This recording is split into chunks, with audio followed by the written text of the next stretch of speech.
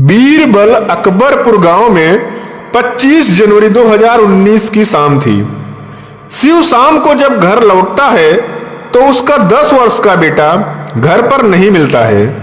घर पर पूछने पर बड़ी बेटी बताती है कि उसका छोटा भाई दोपहर के समय में ही स्कूल से लौटता है और खाना खाकर यह कहकर निकलता है कि अपने दोस्तों के साथ खेलने जा रहा है। बेटी की बातों को सुनकर शिव गुस्सा हो जाता है।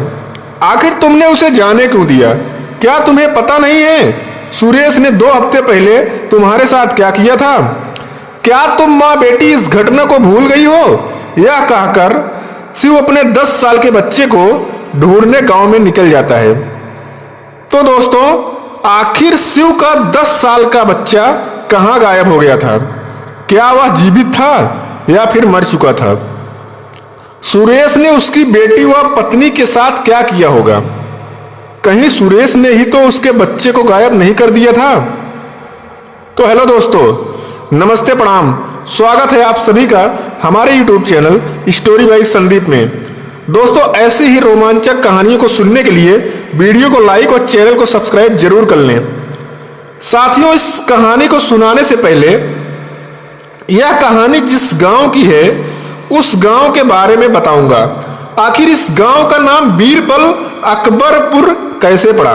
उत्तर प्रदेश के कानपुर नगर से 47 किलोमीटर दूर एक बड़ी आबादी वाला गांव बीरबल अकबरपुर बसा हुआ है। यह एक ऐतिहासिक गांव भी कहा जाता है। मुगल बादशाह अकबर का यहाँ किला है जो समय के साथ साथ अब खंडहर में तब्दील हो गया है। यमुना किनारे बसे इस गांव की आबादी लगभग 10,000 के आसपास बताई जाती है। मुगल बादशाह अकबर जब आगरा से अकबरपुर आते थे तो इसी किले में दरबार लगाया करते थे। इसी किले में अकबर की मुलाकात बीरबल से भी होती है। बीरबल की बुद्धि से प्रभावित होकर बादशाह अकबर ने उन्हें अपने दरबार में रख लिया था। अपनी बुद्धि के चलते बीरबल दरबार में चर्चित हुए तो इस अकबरपुर गांव का नाम बीरबल अकबरपुर पड़ जाता है। समय बीतते सरकारी रिकॉर्ड में भी इस गांव का नाम बीरबल अकबरपुर दर्ज हो जाता है।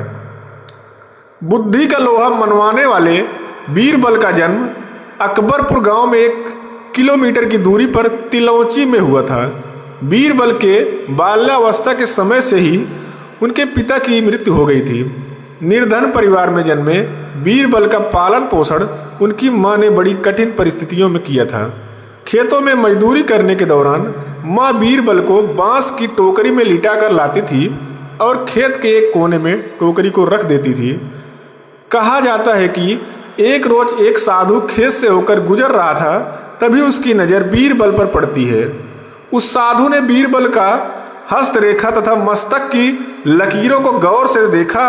बीरबल को आशीर्वाद देकर चला जाता है। समय बीतते इस साधु की भविष्यवाणी सच निकलती है। बीरबल अकबरपुर के राज दरबारी बनते हैं।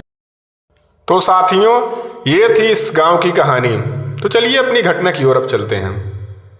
इसी बीरबल अकबरपुर गांव में शिव अपने परिवार के साथ रहता था। उसके परिवार में उसकी पत्नी, 2 बेटियां और 1 बेटा विवेक था। शिव ड्राइवर था, वह लोडर गाड़ी चलाता था। इसके अलावा उसके पास कुछ जमीन भी थी, लेकिन वह जमीन ऊसर बंजर थी। उसमें कुछ फसल ठीक से हो नहीं पाती थी। अतिरिक्त आमदनी के लिए उसके पास कोई व्यवसाय भी नहीं था, इसलिए वह दूध बेचकर अपना घर का खर्चा चलाया करता था। वह दूध को सुबह लेकर घाटमपुर कस्बा लेकर बेचने जाता था। वक्त का क्या है, वक्त तो यूं ही गुजरता है। वक्त के साथ साथ बच्चे भी उसके बड़े हो गए थे। बड़ी बेटी मधु 14 साल की उम्र पार कर चुकी थी। तीनों बच्चे गांव के एक प्राइमरी स्कूल में पढ़ने जाते थे। 9वीं कक्षा में पास कर रही मधु घर से कुछ दूरी पर सुरेश नाम का लड़का रहता था। वह एक अच्छे परिवार का था। सुरेश अपने पिता की 3 संतानों में मझला था। वह थोक में सब्जी बेचने का काम करता था। गांव के किसानों से सस्ते दाम पर सब्जियां खरीदकर उन्हें कानपुर की नवबस्ता थोक सब्जी मंडी में अपने दामों पर बेचा करता था।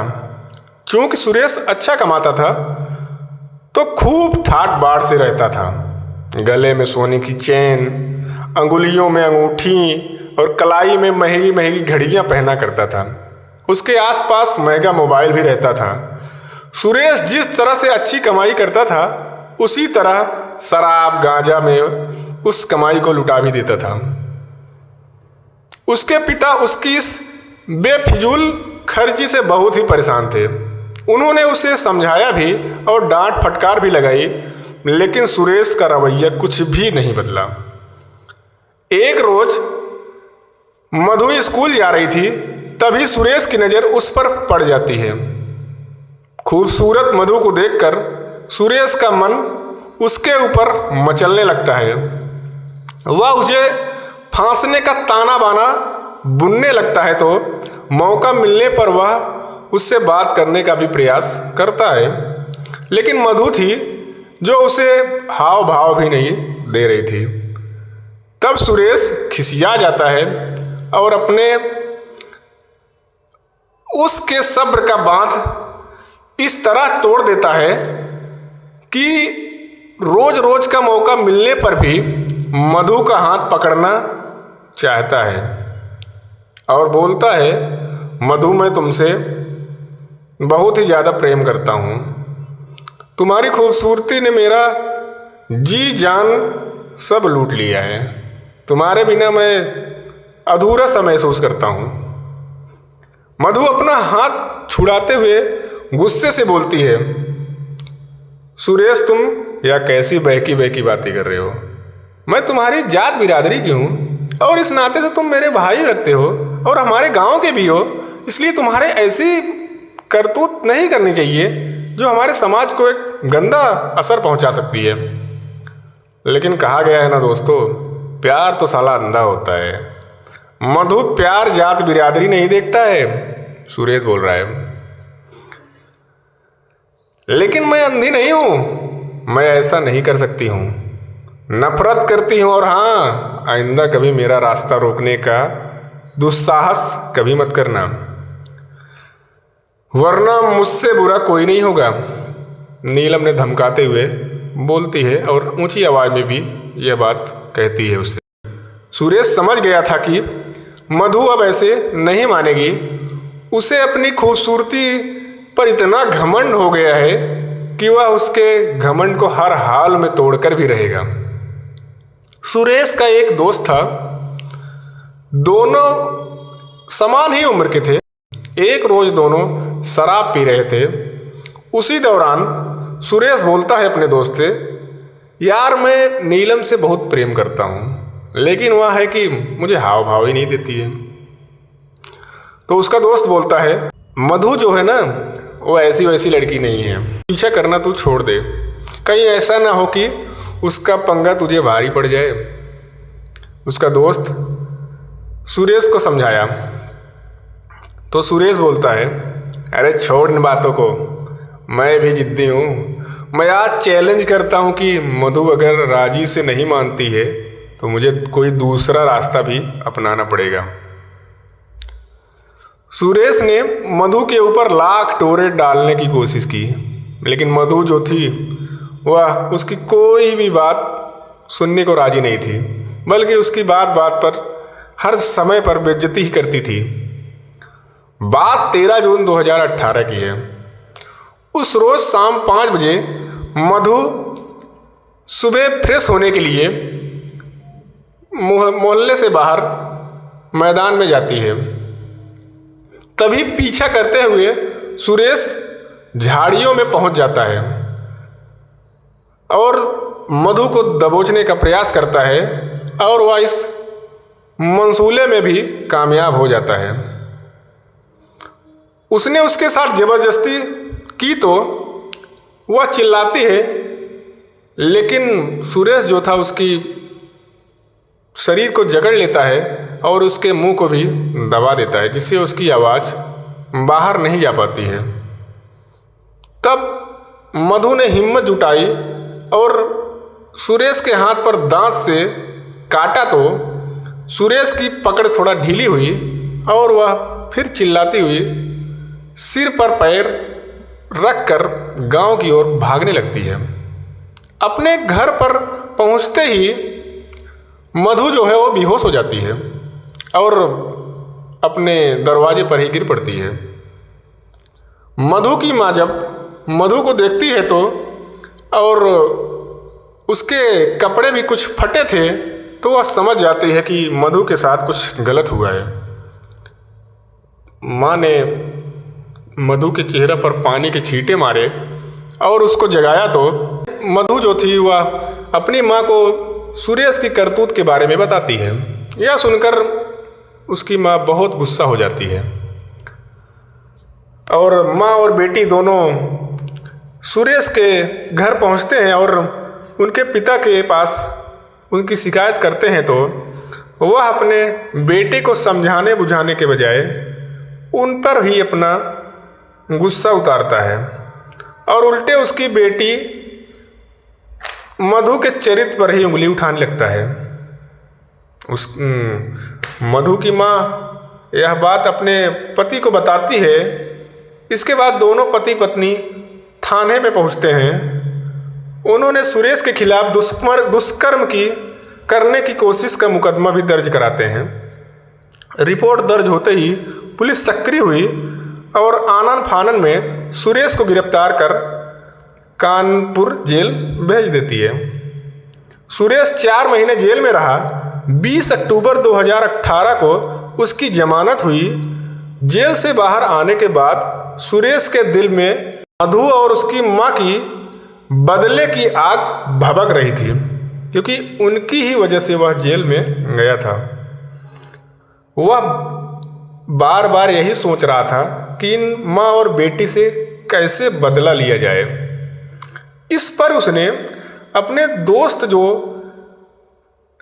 उसका सहयोग किया था मधु की छेड़छाड़ में, उससे बात करता है।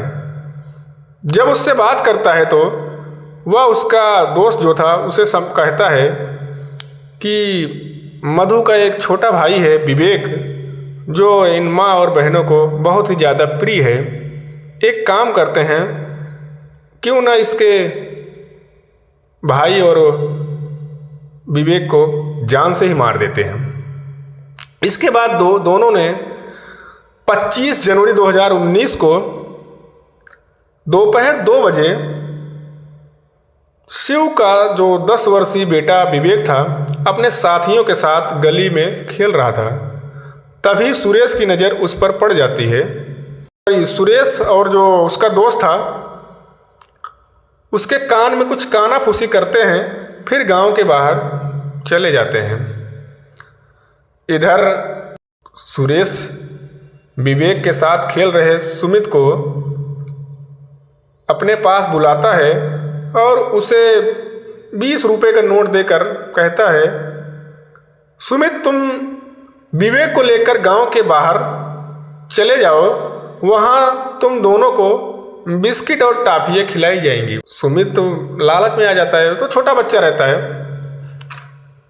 वह विवेक को ले जाकर गांव के बाहर पहुंचता है जहां पर पहले से ही तैयारी कर रहे सुरेश और उसका दोस्त सरसों के खेत में छिपे रहते हैं।